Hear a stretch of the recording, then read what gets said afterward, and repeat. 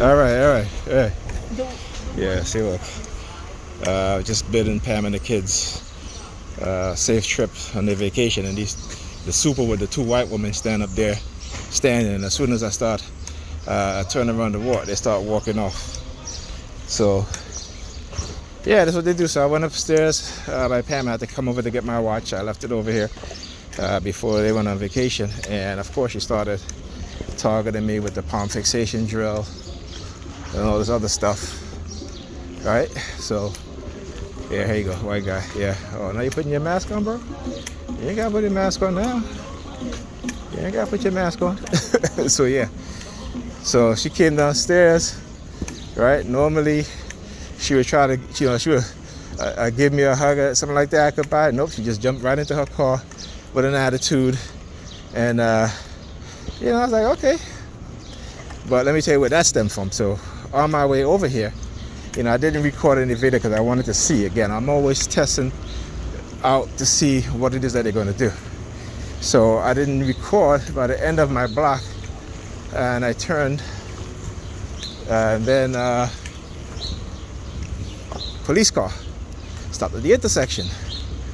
I said, okay, all right. Got on the bus, got off the bus, waiting for the bus. Another police car pulled up. I said, all right. I said, okay, if I see another one, when I get off of my stop, then I'm going to record, right? And when I got off the bus, yeah, there was no police car, but I got upstairs, no sirens or nothing like that. She wasn't targeting me, anything like that. Wasn't doing any type of hand signals or nothing like that. All right? And so we were in the so we were in the kitchen. She's standing up there, and I came and gave her a hug from behind. Right? Within 5 minutes, fire trucks, ambulance sirens, police sirens. Then they brought out the helicopter. Right? Now she didn't pull away or do anything like that. So I said, okay, now let's see if I do it again, what will happen? So I did it again. And this was after the sirens and the helicopter, stuff like that. Then all of a sudden she's like pulling away, looking at me like, what's wrong with you?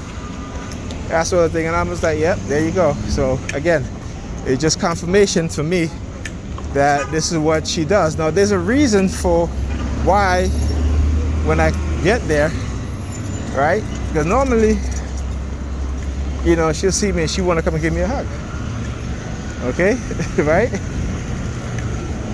So, like I said, I always have my theory of what it is that they're doing.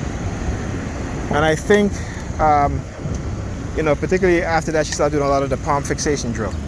Meaning that started, whenever she walks by me, she would put her hand behind her back and turn her palm outwards, right?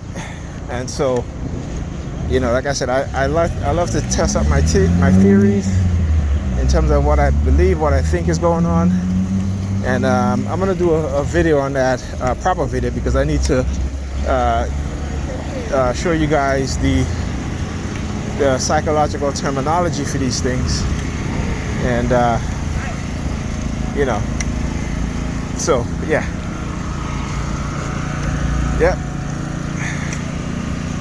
so again, this is, like I said, this is what they're doing. Now look at this kid over there on the bike, right?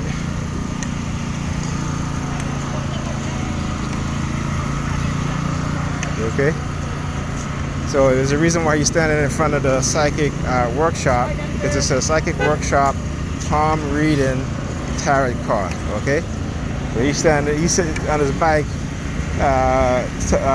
placing his hands on his head. Okay, so I'll explain all that stuff with the meeting. I think I'm figuring out what it is that they're doing. Good. So why do you think you're pulling this mask down? right? You got COVID. And they want to catch COVID, right? Oh, they're trying to give me COVID. Ooh. Well, that's what they do. I gotta go get my medicine from the Walgreens. Every time I get off the stop, they're looking at the Walgreens and, you know, putting their hands behind their head, wiping down behind the, you know, swiping down, I should say, behind their head. I'm looking at the Walgreens over here. Every time I get off the stop.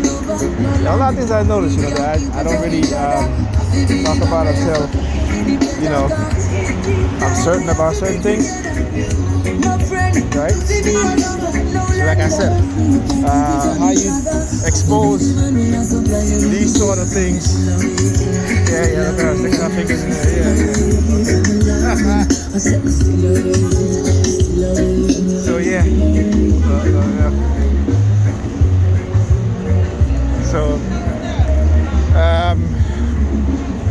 yeah, there's just certain things that I do because I want to expose it. So, you know, as when you come to expose anything, you got to study it, right? You got to study these programs and what they're about and what they're trying to do. Most of the times, victims don't have this type of mentality because, again, is whatever they're being threatened, you know? All right.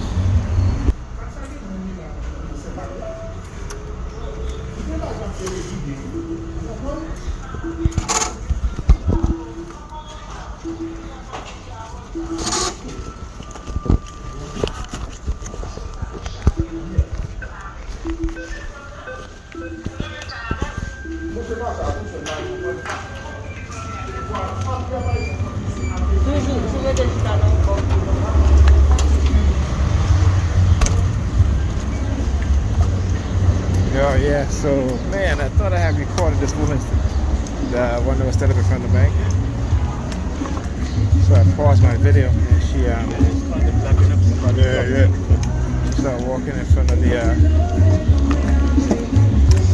she walked away from me, right? And she went to look at the bags that was on the table over there. So I thought I had started the video, but I didn't press the button, but I guess it didn't record, so hey. It's okay. Look over there, trying to give me the middle finger across the street. Yes. Yeah. I know. Do we hear the fire trucks again? Do we hear the fire trucks again? Right? Oh, here they come, here they come, here they come. Here they come. Here they come.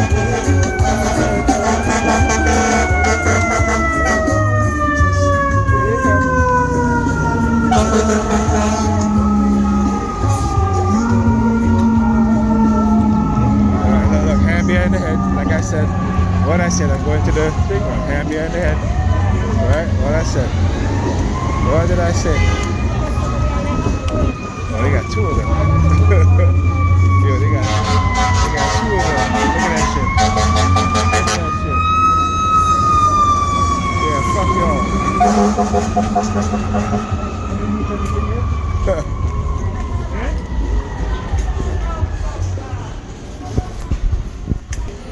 Excuse me.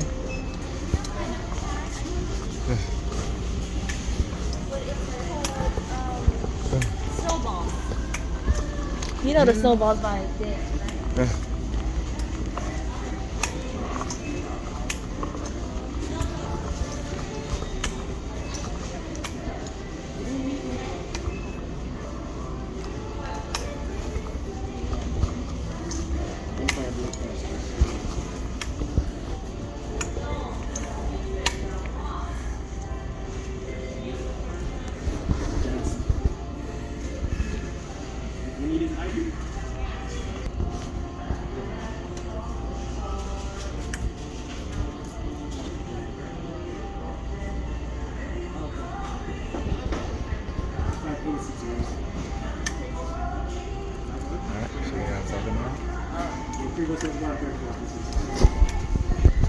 Yeah, so you guys see what I mean? Right? The young lady started in the palm fixation drill and take her middle finger, push it in the loop on her belt. Okay? So yeah. Yeah, so because like I said, I'm going into the Walgreens. That's why they brought out the fire trucks, right? Because again, they don't want you to have any sort of proof of what they've done to you or how they damage you. So I go into the Walgreens now. I went to sign up there and I go into the window and I'm asking the pharmacist, says, hey, you know, you guys got my prescription ready? And he's like, oh, we don't have the prescription for you. I said, yes, you do. I said, so why did I get a call last week saying, reminding me of my prescription, they're going to pick it up next week. It'll be ready. Oh, well, you know, well, it's not ready. I'm like, what you mean it's not ready? So I said, well, how much? He's like, you don't have any prescription. I said, really? I said, well, look in your system. He looks in the system, sees that I have prescription. I said, well, is any of them ready? He's like, yeah, 2 of them. So I said, okay, well then, let me get those 2 that are ready. Oh, well, they're not ready right now, you know. And I'm like, okay, here this bullshit go again. You know, you fucking call my phone, reminding me to come and pick up my prescription this week, right? And it's Thursday, okay? It's Thursday. I come to pick up my, and obviously you're telling me you don't have any prescription for me. See, that's the bullshit that they do. Why? Because again, they will try to manipulate you into not going to the doctor, into not seeing a therapist, into not getting an MRI to show the damage that they've done to you. Okay? These are all of the things that they would do. And then when you go to get those things, they try to act as if, you know, like you shouldn't get those things, right? Like you're scared of whatever, right?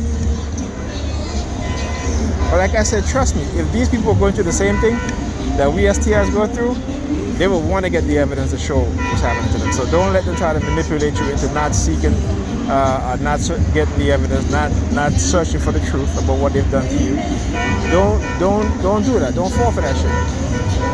You know, do not fall for that shit. But this is what they do. Look, hand behind the head. See, look at them. Look at them. All right. So like I said, you know, this is the shit that they do, right? Okay, so we always got to remember that shit. They're not going to stop targeting you. They just want you to be quiet about it. They don't want you to show the world what it is that they're doing, right? They don't want to do that shit, right? Because they feel they have every right to do what they're doing to you. And like I said, you know, when you look at psychological experiments like this, the reason why people behave and act that way is because those in the authoritative position are giving them the orders to do so. Okay? Look at this. You know, the bus driver, you could have stopped. You could have stopped right there. Look at where he stops. He's an ass. He's an ass.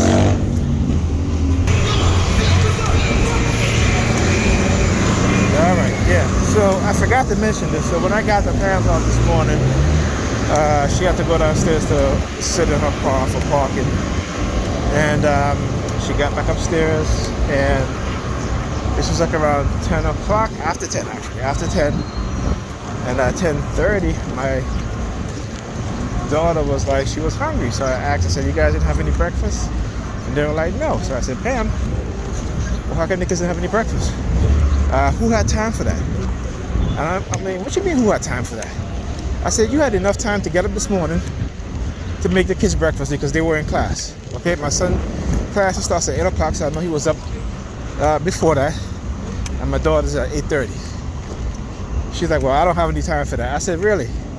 I said, you telling me you couldn't get up at 7:30, make your children breakfast, and then go downstairs and you know, move your car or sit in your car? She was like, you know, I don't have time for those things. I don't ever make the kids breakfast in the morning. And I'm like, wow. And she says it so casually, you know. So I had to end up making, well, Alyssa didn't want anything after that, but I made Ethan breakfast, and I asked her if she wanted breakfast, and I made her breakfast. All right. So like I said, even after doing all of that, she still, like I said, participated in the targeting. See the hand behind the back shit? See? The hand behind the back of the head. Right? That's what they do. That's one of their signals, their hand signals. So anyway, right? So yeah, so like I said, when I hugged her the second time, she was like, "Oh, what are you doing?" and all this stuff. And see, I was like, "Yeah, okay." See, now I know, right? It's like there are times when we're in the house, it'll be quiet, you know, we're up talking, and as soon as she hear that siren, right, her whole attitude changed. And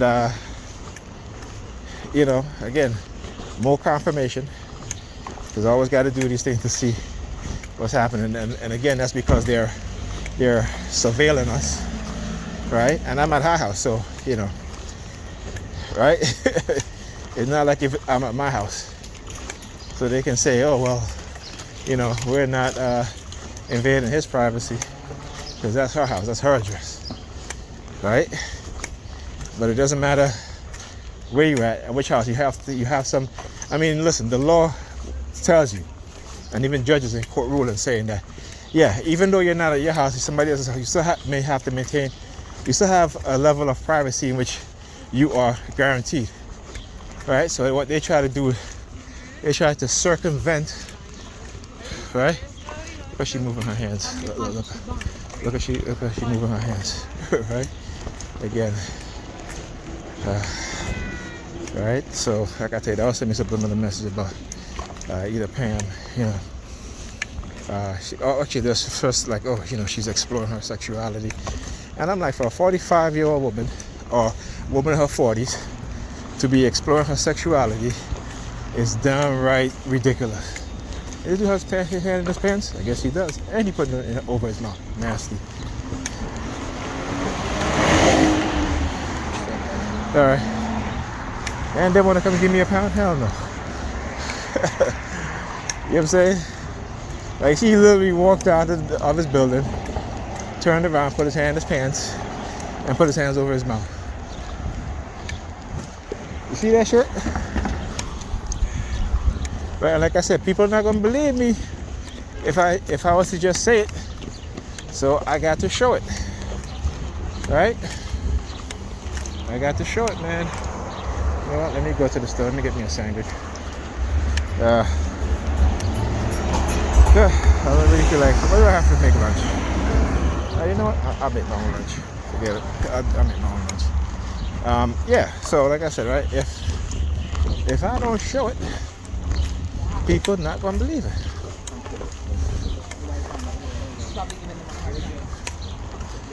Oh, now you see the Jewish men talking to the black women now on my block. Wow. Okay. That's a good thing. It's like white men, right? But why they see a bunch of black guys standing up there.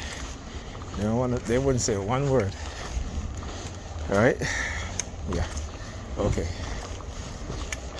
Anyway, this is the bullshit that I talk about. Right? Particularly with black women. And you have all these white people moving into your neighborhood, the neighborhood you live in, kicking your asses out. And the ones that remain get up and friendly. But you never see them bringing their children to the school that your children goes to. Right? Like I said, black people, we're short-sighted. We have short vision. We don't think beyond our programming. Right? So, if you move into the neighborhood I live in, it's predominantly black, and it's being gentrified, and you expect me to come, and you have children, and I don't see you sending your children to the zone school, but you're getting up 2 hours early to take your children to the school, to the neighborhood you used to live in, I have nothing to say to you. Right? And we as black people, we need to stop that shit. And people may say, oh, that's hate. I'm preaching hate. No, I'm not preaching. I'm preaching the truth and facts. That when this stuff happens, this gentrification happens, These white people with children don't send their kids to the school that our kids go to. And I'm not lying about that. Okay?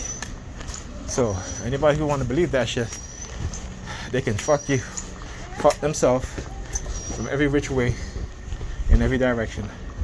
Because again, that's the truth. And that's the thing, is that we have been conditioned to see the truth as something that's bad, you know, because our cognitive dissonance has totally screwed us up, right? So, and the reason why they do that is why?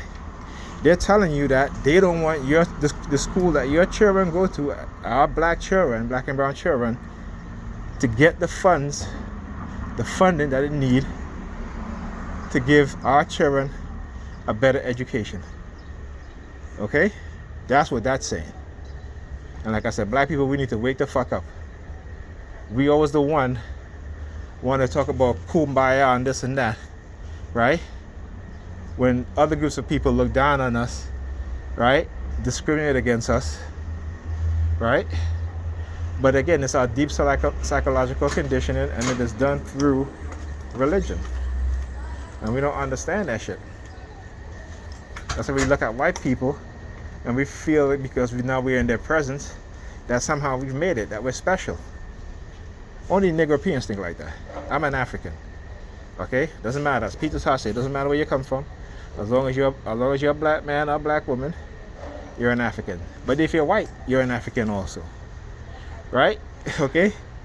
But white people have been programmed to detach themselves from Africa and from us as black people. Right? So, go figure that one out.